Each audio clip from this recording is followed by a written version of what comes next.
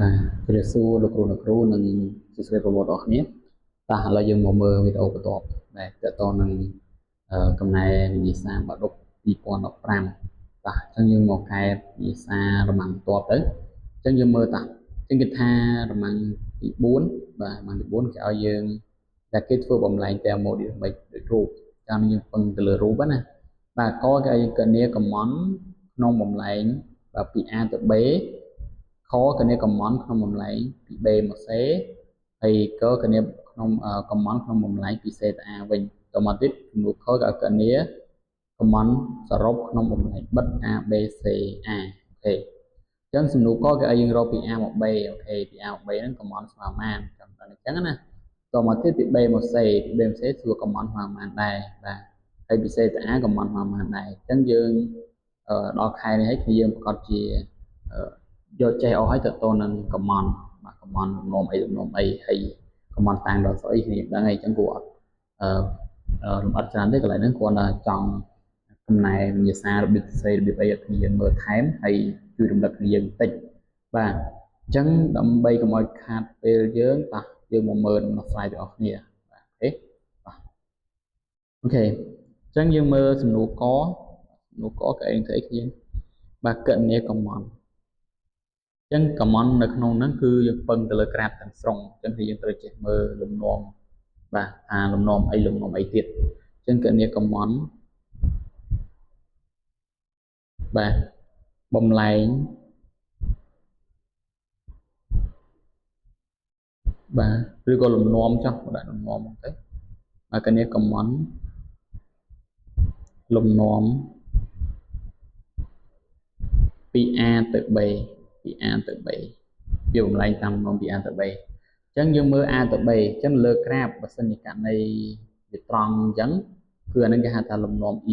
លំនាំសម្ពាធនឹងមាត្រប្រែប្រួលឬក៏លំនាំសម្ពាធប្រែប្រួលស្មើហេតុអីយើងនិយាយអញ្ចឹងយើងមើលនេះបើសិនជាករណី A PA មកប៉ុន្មានបាទ PA មកប៉ុណ្នេះដល់ពេល VA មកប៉ុណ្នេះចុះ PB បាទ PB នៅក្រោមហើយដល់ពេល VC VB នៅក្រោមហ្នឹងចឹងអត់មានអីដូចគ្នាទេអញ្ចឹងបើអត់មានអីដូចគ្នាមានន័យថាលំនាំពី A ទៅ B ហ្នឹងគឺជាលំនាំដែលសម្ពាធប្រែប្រួលស្មើឬក៏លំនាំដែលសម្ពាធនឹងមាត្រប្រែប្រួលអត់មានអីថេបាទអញ្ចឹងកំមន់របស់វាអញ្ចឹងកំមន់បាទកំមន់អូខេ WAB ស្មើនឹងអីគ្នាបាទរូបមន្តវា1លើ2បាទរូបមន្តវាគឺ W ស្មើ1លើ2បាទ P1 បូកបាទ P2 តាឲ្យ V2 ដកបាទ V1 ចានេះរូបមន្តដើមរូបមន្តដែលយើងស្រាយនៅក្នុងមេរៀនប៉ុន្តែនៅក្នុងក្រាបលំហាត់របស់យើងត្រូវចេះមើលអក្សរតាំងយើងមិនមែនតាំង P1 P2 ទេយើងតាំង PA PB PC អញ្ចឹងទៅតោះអញ្ចឹងយើងមើលWAB អញ្ចឹង WAB វាស្មើគេ1លើ2បាទដូចគ្នាដែរគ្រាន់តែដូរ P អងមក PA ហើយបូក PA ទៅ PB បិទវិញកតាឲ្យ V បាទយកស្រេចដល់ដើមអញ្ចឹងយើងមើលចុងព្រួយ VB ហើយដើមព្រួយ VA អញ្ចឹងមានន័យវាចេញពី A ទៅ B អញ្ចឹងមានថា A ជាចំណុចទី1 AB ជាចំណុចទី2អញ្ចឹងយក2ដក1បាទចុងព្រួយនៅដើមព្រួយទៅអញ្ចឹងយើងបាន VB V2 ដក VA V1 ទេបាទយើងគាត់ដូរកន្លែងហ្នឹងទេយើងគាត់ដូរពី1ទៅ A បាទពី2ទៅ B វិញទៅអូខេអញ្ចឹងតាមក្រាបបាទតាមរូបក៏បានតាមក្រៅក៏បានដែរPA បាទ PA ស្មើប៉ុន្មានយើងអញ្ចឹងយើងត្រូវចេះមើលក្រាបអញ្ចឹងយើងចង់បាន P យើងធ្វើចំណោទកែមលើអា P មកអញ្ចឹងប៉ះកន្លែងណាអាហ្នឹងជាតម្លៃរបស់ P អញ្ចឹងចំលេខ2បាទ2គុណ10ស្អីគុណ5ប៉ាស្កាល់បាទប៉ាស្កាល់អញ្ចឹងយើងមិនបែកទេបាទមួយទៀតបាទ VA ចង់បាន VA ចំណោទកែងពីចំណុច A មកអា V មកបាទនេះអា V អញ្ចឹងចំណោទកែងមកចំលេខណាទៀតចំលេខ2ម៉ែត្រគីបអញ្ចឹង VA ស្មើបាទ2ម៉ែត្រគីបចុះ PB បាទ PB អញ្ចឹង PB យើងចំណោទកែងពីចំណុច B ហ្នឹងមកចំបាទអាសម្ពាធមកគឺចំលេខ1គុណ10គុណ5ប៉ាស្កាល់អញ្ចឹងមានតែកន្លែងហ្នឹងគឺ1គុណ10ស្អីគុណ5ប៉ាស្កាល់ចុះ VB បាទ VB ដូចគ្នាដែរគឺយើងចំណោទកែងមកលើអា V អញ្ចឹងចំណោទកែងពីចំណុច B មកនេះ B មកលើ AB ចំលេខប៉ុន្មានបាទចំលេខ3អញ្ចឹងយើងបាន3បាទម៉ែត្រគីបអញ្ចឹងយើងបានហើយអញ្ចឹងយើងគ្រាន់តែជួសជុលទៅបាទគេបានWAB ស្មើនឹង1 លើ 2 បាទ PA យើងវា2គុណ10សេគុណ5បូក PB យើងគុណ10សេគុណ5បិទវិញហើយ VB 3ដក2អញ្ចឹងយើងបានអានេះ2បូក1 3បាទ3អានោះ3ដក2សល់1អញ្ចឹង3លើ2អានោះវាគុណ10សេគុណ5នៅដដែលទេតាឲ្យ2ដក1សល់3ដក2សល់1អញ្ចឹងបាន1អញ្ចឹងយើងគុណទៅបាន 1.5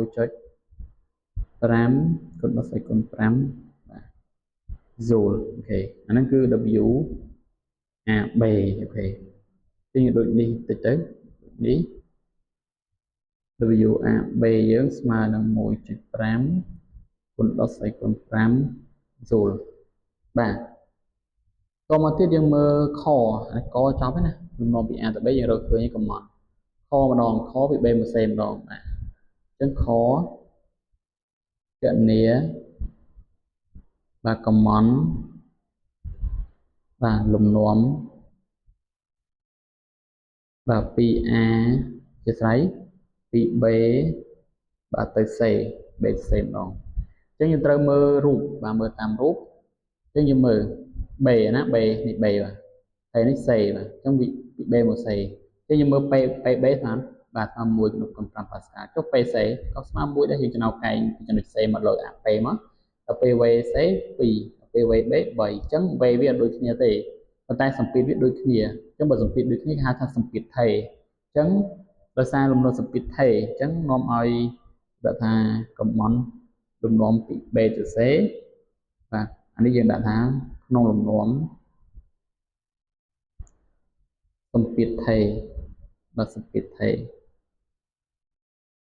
សម្ពាធថេរអញ្ចឹងមានសម្ពាធវាដូចគ្នាអញ្ចឹងកំណត់របស់វាកំណត់បាទ WBC ស្មើនឹង P តាឲ្យបាទ V ចុងព្រួយនៅដើមព្រួយអញ្ចឹង V2 ដល់ V1 អញ្ចឹង VC ដល់ VB ណា VC ដល់ VB ទៅមកដោយ P យើងបាទ P យើងគួរជ្រើសមួយណាអញ្ចឹង P យើងមិនមែនយកទៅលើ PA នៅលើនេះទេបាទគឺ P ចំណោកែមកលើមកនេះចំអា P មកអញ្ចឹងទាំង B ទាំង P ដូចតែគ្នាទេហើយទាំង B ទាំង C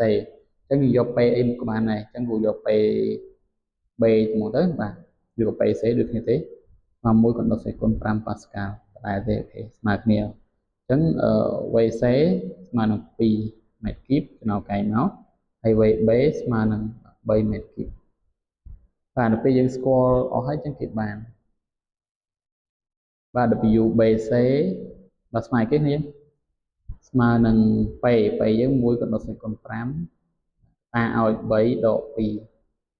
បាទ VC ដក VB អញ្ចឹងស្មើនឹង1គុណ10សេគុណ5បាទហ្សូលដដែលស៊ូលដដែល BC តែឥឡូវនេះអូ VC ដក VB បាទអូជាស្អីកន្លែងចិត្តខុសហ្នឹងហើយគ្នាយើងអាសាខុសដែរឥឡូវគ្រូខុសដែរនេះអញ្ចឹងយើងដូរកន្លែងហ្នឹងវិញយក C ដក B បាទយកចុងព្រួយនៅដើមព្រួយនេះយើងមើលលើរូបអញ្ចឹងបើសិនពី B មក C យើងយក VC ដក VB អូខេអញ្ចឹងគូបានបាទ2ដក3អត់ត្រូវអញ្ចឹងកំណត់ឡើងចេញអវិជ្ជមានចេញដករួមមានហ្នឹងណាបាទអូខេអញ្ចឹងដល់ពេលយើងរកឃើញយើងដាក់ដូចនេះចោលមួយទៅដូចនេះបាទ WBC ស្មើប៉ុន្មានបាទស្មើដក1គុណ10សេគុណ5បាទសួរអូខេបាទសំណួរកបាទសំណួរកគេឲ្យធ្វើអីគ្នាបាទមើលសិនបាទសំណួរកឲ្យកើតជាកំណត់ពី C ទៅ A វិញអូខេអញ្ចឹងពី C ទៅ A នេះកាន់តែពិសេសមិនយើងមើលនេះវាត្រង់ឡើងលើជាអញ្ចឹងមានថាមេត្រវាដូចគ្នាអញ្ចឹងបើមានដូចគ្នាគេហៅថាលំនាំ isocor អញ្ចឹងយើងបានរៀនពីវីដេអូមុនតទៅនឹងបំណែក thermodynamic នៅពេលដែលមានថេគឺ W ស្មើ0អញ្ចឹងមានកំណត់នៃត្រូវចាំណាបាទអញ្ចឹងកណនីកំណត់បាទលំនាំបាទពី C ទៅ A បាទពី C ទៅ A អញ្ចឹងយើងបញ្ជាក់ប្រាប់គេទៅដោយ បាទដោយពី C ទៅ A ជាលំនាំអ៊ីសូកឬក៏មាត្រថេក៏បានដែរអ៊ីសូកវេថេវេថេមានន័យថាវេវាស្មើគ្នាមានថាវេ A និងវេ C nó ស្មើគ្នាអញ្ចឹងកំណរបស់វាគឺអត់មានទេបាទកំណស្មើ0អញ្ចឹង WCA ស្មើបាទស្មើ0 0ស្រួលអញ្ចឹងយើងដូចនេះមកបាទនេះស្រួលជាងគេកំណលំនាំអ៊ីសូកមិនហត់រយព្រោះវិចារទៅអូខេមករកឃើញចម្លើយមក0ស្រួលបាទដល់ពេលយើងរកកើឃើញហើយចាំខម្ដងបាទខគេឲ្យយើងកណនីកំណសរុបA B C A អញ្ចឹងមកជុំយើងមកវត្តហ្នឹងបាទពី A មកដល់ A វិញអញ្ចឹងហៅថាបំលែងបិទបាទខកណនីបាទកំណបាទសរុបW A B C A អញ្ចឹងមកណាឬក៏តាមដោយ W T បាទអញ្ចឹងតាមបាទរូបមន្តបាទរូបមន្តកំណសរុបបាទ W T ឬក៏មកពី total ឬក៏ W AC អញ្ចឹងទៅ A B C A អញ្ចឹងទៅឧទាហរណ៍តាម W T ទៅស្មើនឹងបាទលំនាំពី A ទៅ B បូកកំណសរុបជាកំណមួយបូកចូលគ្នាមកគ្នាបូក B C បូកទៀតបាទ C A អញ្ចឹងយើងជួសចូលមកទៅA Bរកឃើញហ្នឹង 1.5 នេះ 5ក៏ដល់សេគុណ5បូកហើយដក BC ដក1ក៏ដល់ពីគុណ5បាទបូក CA 0នេះអញ្ចឹងកន្លែងនេះគូដាក់ឡើងនេះបន្តិចទៅអញ្ចឹងយើងបាន W សរុបបាទ W T ស្មើគ្នាបើ 1.5 ដក1ស្មើ 0.5 បាទដល់សេគុណ5ដដែលស្រួល